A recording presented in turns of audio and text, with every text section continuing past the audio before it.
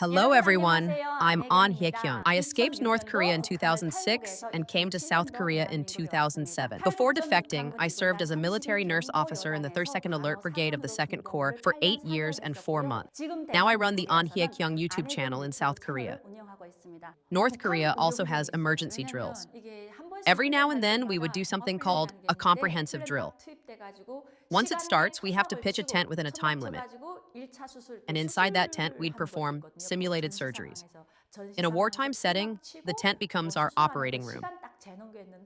But since it's a field hospital, it's really disadvantageous. Surgeries require sterile environments, but we'd just pitch a tent in the field, lay out an operating table and tools, and do quick hand sanitizing before starting. It's absurd. After the drill ends, anyone who had surgery during it, all 100 out of 100 cases would get infections. Yes, we actually perform on people, real people. Once the drill ends, do you know what nurses have to do next? We have to lay soldiers on stretchers and march 1 kilometer. It's brutal. But it's even worse for the people lying on the stretchers, because we have to climb hills and we're required to reach the destination on time. The patient's condition doesn't matter. We'd reach a certain point and find a hidden note, like a scavenger hunt. The note might say something like femur fracture. A patient would be lying there. We'd apply splints and secure them in place, then lay them down and run a few kilometers. Even if the patient is already uncomfortable, imagine carrying them over a mountain. They end up in worse shape.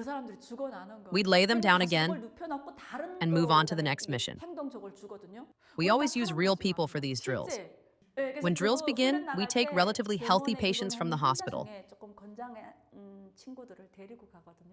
But here's the problem. We try to take lighter patients from our own unit, and the hospital staff knows this. So they secretly switch them out. Then everything becomes chaos. In the US, doctors join the military after an average of 10 years of education and training. They're highly skilled, but also exposed to danger during war, so there's immense pressure on them. Intentionally harming or killing US medical personnel is considered a war crime. North Korea also values its medical professionals, since they're skilled technical workers. So yes, in that way, it's kind of similar. But we don't even have helicopters. We move patients by truck. No wonder they die. I always thought it was incredible how the US would dispatch a helicopter right after an injury, and that they could perform surgery inside the chopper. North Korea has nothing like that. This isn't my that he was brought here. I don't think I've ever seen that kind of equipment in North Korea.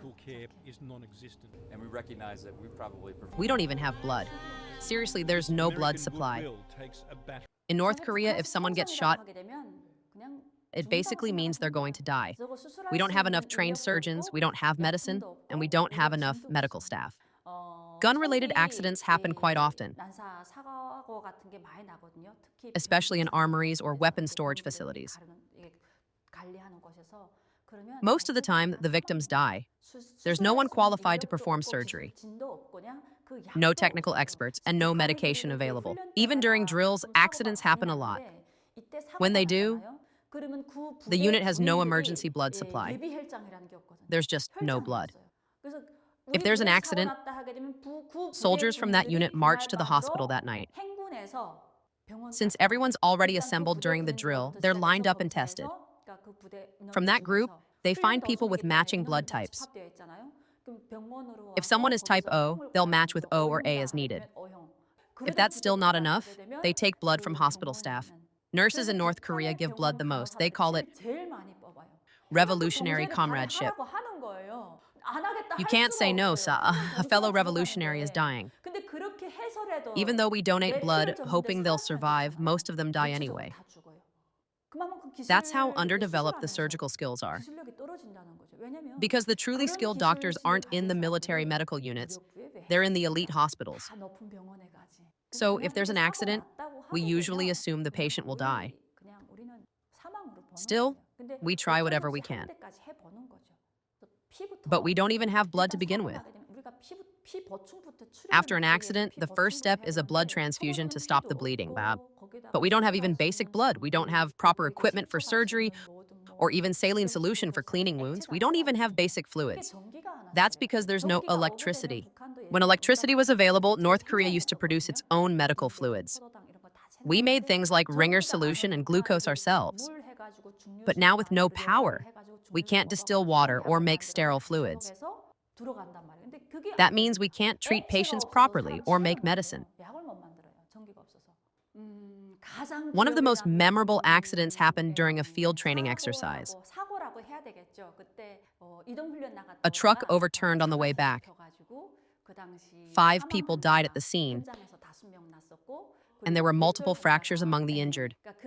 The vehicle was meant for those with minor injuries during training. After training ended, that vehicle flipped over. It was summer. 5 died at the scene, and 7 were injured. I was sent to the accident site. I still have nightmares about it. By the time we got there, the truck was completely wrecked. The closest vehicle available was a freezer truck, one used for transporting frozen goods. It was a rear supply vehicle. We removed all the frozen items and loaded the bodies and the injured together. But the problem was, there was only one seat in the driver's cabin. So the driver sat in front, and I was in the back. Once the door of the freezer truck shut, it was pitch black. They loaded the bodies first, then the injured. Some of the injured had dislocated arms and legs. I sat cramped in a corner with the 7 injured. Once the truck started moving, the unpaved road caused it to shake violently. People were screaming in pain, and the corpses, loaded in the front, started rolling back toward us. It was completely dark. It drove me insane. I'll never forget that nightmare. To reach the front, I had to crawl over the corpses and bang on the door to get it opened. I felt like I was going to die. Everyone in the back, all 7 of us, were screaming in terror. Even though the injured had painkillers, they were still in pain. The mistake was putting the corpses in the front and the living in the back. Because the road jolts from the rear, the injured felt everything. I climbed over the bodies, banged on the door as hard as I could. It was a freezer truck, so sound didn't travel well. Eventually, the driver stopped. We got out and rearranged the load right there on the road. Put the injured inside first. Then I said we had to ride with the door open. I couldn't take it in that dark space anymore. But because the road was unpaved and the door was open, dust kept blowing in. It got in our eyes. We couldn't see. We didn't go straight back to our unit. We had to stop at the field hospital of a larger corps. We dropped off the injured there. Then we brought the dead back to our base. It was chaos. My eyes were just wide open in shock. The nurses worked incredibly hard. We had to unload all the bodies, strip their clothes, and disinfect everything. Even now, I can't bear to think about it. I rode for 3 hours with those bodies. It was a nightmare.